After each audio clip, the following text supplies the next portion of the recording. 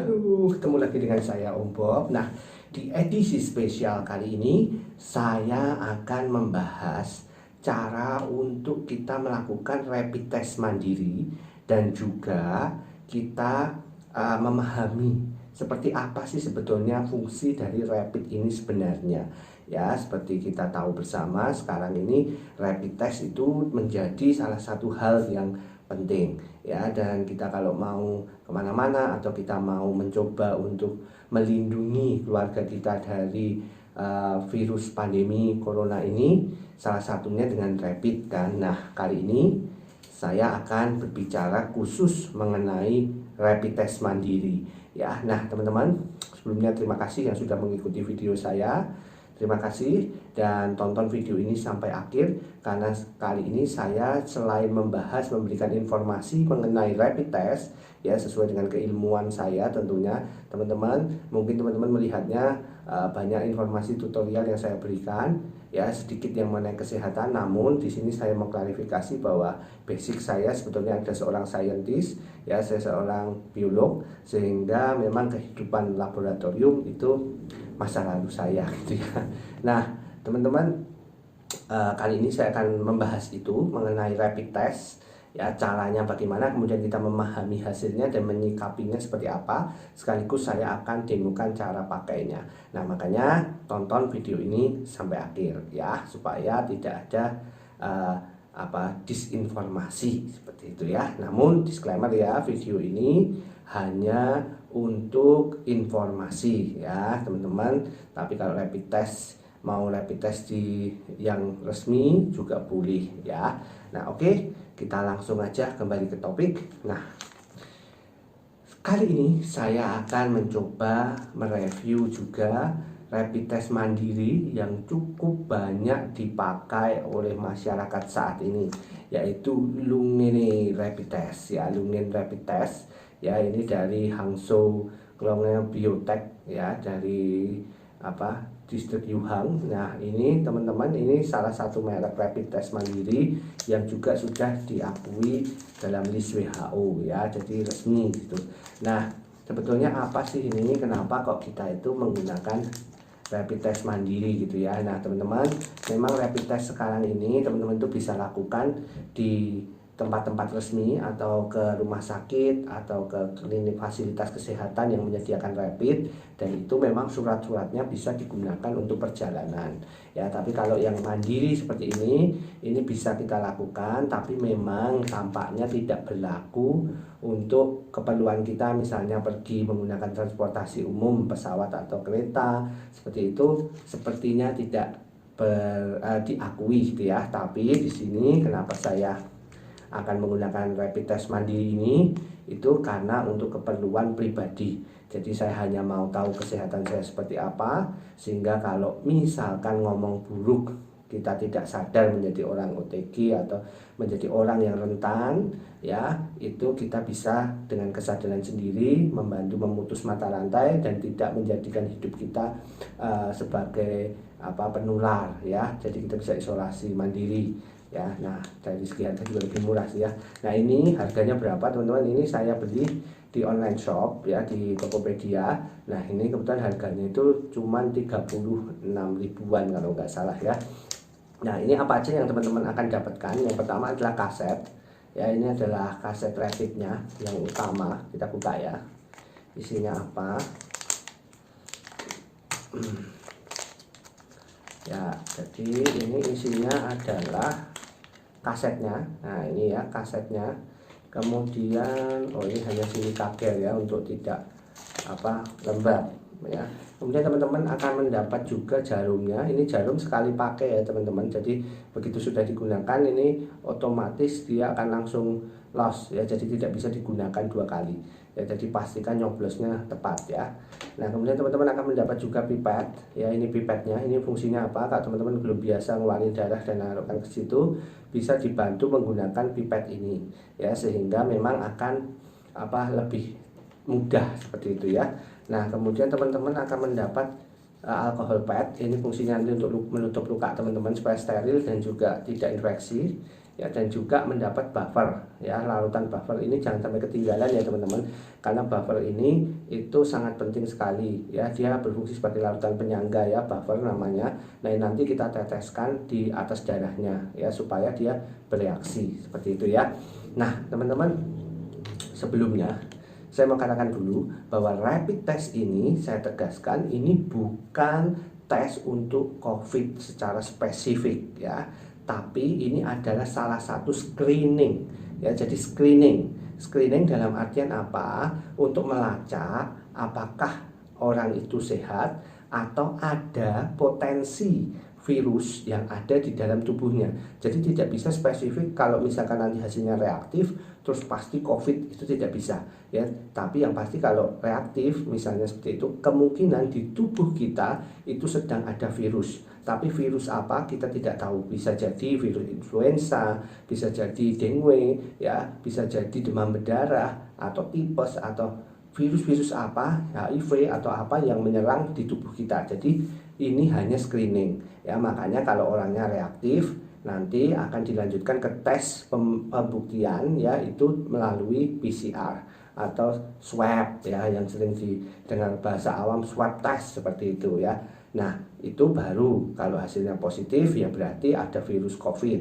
Tapi kalau negatif ya berarti virusnya virus lain, kemungkinan seperti itu, karena reagen yang di tes di swab test kali ini itu spesifik untuk mencari hanya virus COVID saja ya. Jadi kenapa kok hasilnya saya reaktif tapi di swab kok positif, kok negatif seperti itu ya. Nah itu bisa jadi teman-teman memang sakit tapi virusnya bukan COVID gitu ya, makanya pengobatannya juga lain biasanya seperti itu. Nah jadi sekali lagi, ini rapid ini fungsinya hanya screening ya, jadi bukan tes spesifik ya. Nah rapid test sendiri itu ada dua sebetulnya, yaitu serologi seperti yang akan kita gunakan sekarang ini, serologi, dan juga ada yang antigen ya. Nah tapi memang yang di Indonesia yang banyak beredar yang serologi ini ya. Sebetulnya ini bukan hal baru teman-teman ya, sebetulnya ada macam-macam rapid test dan itu sudah banyak digunakan di laboratorium untuk mendeteksi beberapa penyakit ya, seperti misalnya pasien dengue seperti itu biasanya sudah lama dites pakai rapid ini. Jadi sebetulnya nggak usah kaget gitu ya, hanya mungkin komunikasi dan juga informasi yang mungkin harus lebih diperjelas ya. Jadi itu teman-teman. Nah di sini itu ada 3 parameter, yaitu C ya, C ini singkatan dari kontrol, kemudian ada IgG imunoglobulin G ya, kemudian ada IgM imunoglobulin M ya. Jadi ada 3 ini teman-teman. Nah C sendiri ini adalah kontrol. Jadi nanti saat kita akan praktekkan, kalau hasilnya itu minimal harus keluar garis di C-nya ini, di kontrolnya harus ada garis strip merahnya.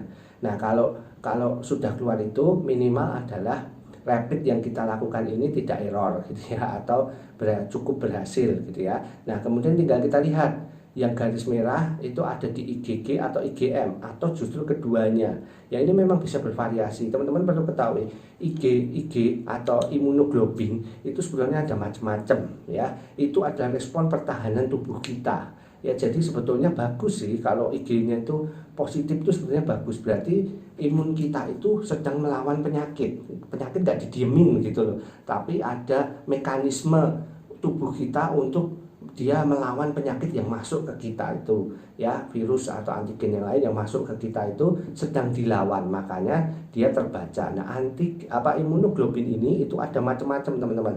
Ada IgG seperti yang kita pakai ini, itu menunjukkan kalau sudah ada virus yang cukup lama sebetulnya di tubuh kita, atau infeksi yang terjadi di tubuh kita akibat virus itu sebetulnya sudah lama ya, atau beberapa hari, beberapa minggu seperti itu ya. Nah makanya dia muncul respon itu. Nah kalau IgM itu adalah infeksi baru ya, jadi ada infeksi baru yang masuk ke tubuh kita. Nah itu biasanya memunculkan respon IgM ini ya. Kemudian ada juga nanti ada IgE yang biasanya untuk tes alergi ya, menandakan perlawanan terhadap alergi. Kemudian juga ada IgA, macam-macam ya. Tapi di COVID ini memang yang dicari di rapid ini adalah IgG dan IgM. Nah kalau misalnya nanti hasilnya teman-teman misalnya semuanya nggak keluar garis, itu berarti error ya, gagal rapidnya. Tapi kalau cuma di C itu minimal berhasil ya.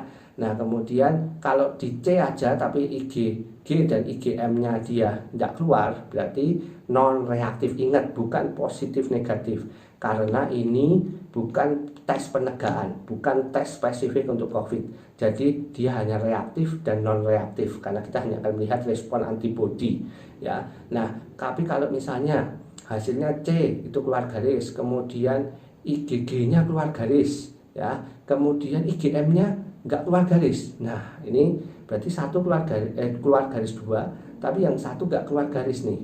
Ini artinya apa? Nah kalau menurut standar yang digunakan sekarang ini itu termasuk dalam reaktif. Jadi termasuk Anda reaktif. Nah itu, tapi kalau reaktifnya di IgG itu berarti kemungkinan besar bisa terjadi dua, yaitu memang ada infeksi di tubuh Anda sudah lama, atau Anda sedang menuju ke proses kesembuhan ya. Nah atau Anda sedang menuju ke proses kesembuhan. Nah itu bisa terjadi. Makanya IgM-nya yang menandakan virus barunya nggak ada, berarti paparannya memang sudah lama gitu ya. Nah tapi kalau sebaliknya, misalnya IgG-nya nggak keluar tapi yang keluar di IgM, nah itu bisa jadi reaktif juga, dan itu adalah paparan infeksi baru ya. Nah kalau semuanya keluar ya sudah teman-teman, berarti reaktif ya, ada paparan baru dan juga ada infeksi lama di luar di dalam ya.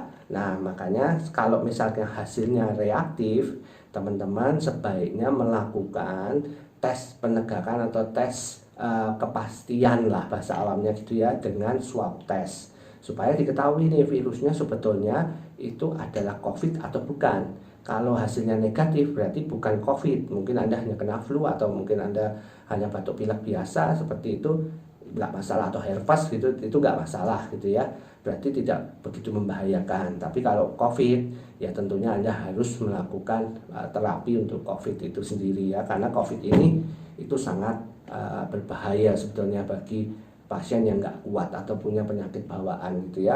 Nah teman-teman, kalau hasilnya non reaktif gimana gitu ya. Kalau hasilnya non reaktif itu bisa jadi dua kemungkinan juga, Anda sehat atau virusnya baru dan belum membentuk respon antibodi. Makanya disarankan tes lagi setelah 7-10 hari. Anda tes lagi ya, kalau negatif lagi ya sudah gitu ya, dan tidak ada gejala ya udah Anda sehat gitu ya. Tapi kalau muncul gejala tapi hasilnya ini non reaktif semua, ya Anda sebaiknya tetap lakukan swab test ya. Bagaimanapun itu untuk keselamatan Anda ya. Nah itu teman-teman, sekarang akan kita praktekkan ya. Jadi sebelumnya saya akan pakai jarum saya sendiri aja ya, sama aja ya, yang penting keluar darahnya ya. Kebetulan saya punya peralatannya juga ya. Nah kita akan coba ya, saya akan praktekkan. Jadi yang pertama teman-teman, siapkan jarumnya yang pasti ya. Saya akan pasang dulu ya jarumnya. Nah langkah yang pertama yang harus dilakukan itu teman-teman, bisa pilih jarinya yang mau yang mana ya. Saya mau pakai yang tengahnya aja ya. Usap dulu supaya apa? Supaya steril ya.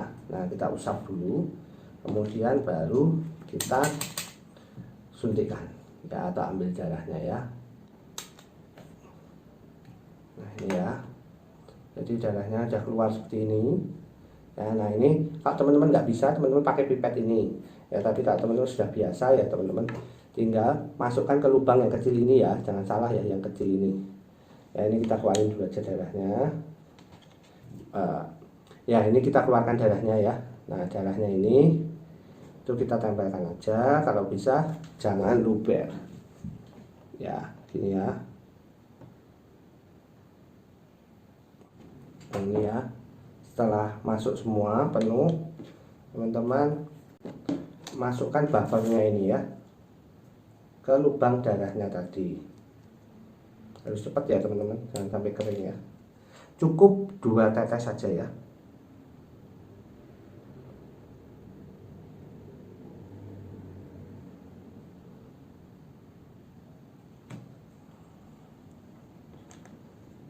Nah ini ya. Setelah itu tinggal kita lihat saja, kita tunggu selama 15 menit. Ya ini ya, jadi kita akan lihat dia munculnya di mana ya. Jadi tadi darahnya di sini, bapernya di sini ya, 2 tetes. Kemudian kita tunggu 15 menit untuk kita melihat respon hasilnya itu apa ya. Nah oke, ini kontrol C nya sudah keluar ya, garisnya kelihatan ya teman-teman, ini ada C nya. Berarti rapid yang saya lakukan ini berhasil ya, tinggal saya lihat reaktif atau non reaktif ya. Kita lihat sambil duk deh. Oke, sambil kita menunggu hasilnya, sekali lagi saya mau tegaskan bahwa rapid test ini bukan tes utama untuk menentukan Anda itu divonis kena COVID atau enggak. Makanya nggak usah terlalu panik ya. Tapi ini hanya sekedar tes screening ya, untuk mengetahui antibodi yang ada di dalam tubuh kita. Semisal hasilnya ngomong jelek reaktif, Anda juga jangan parno dulu kalau Anda pasti terkena COVID. Tidak, jangan seperti itu dulu. Tapi memang dengan hasil yang reaktif, kemungkinan ada infeksi virus yang masuk ke tubuh Anda ya, sehingga ada baiknya itu Anda melakukan tes penentuan, yaitu tes swab, sehingga kalau memang itu COVID maka akan ketahuan dan segera bisa tertangani. Tapi kalau hasilnya negatif ya, bukan COVID ya, itu berarti hanya virus yang lain. Anda bisa mungkin diarahkan untuk tes virus yang lain seperti itu ya. Nah itu teman-teman informasi dari saya.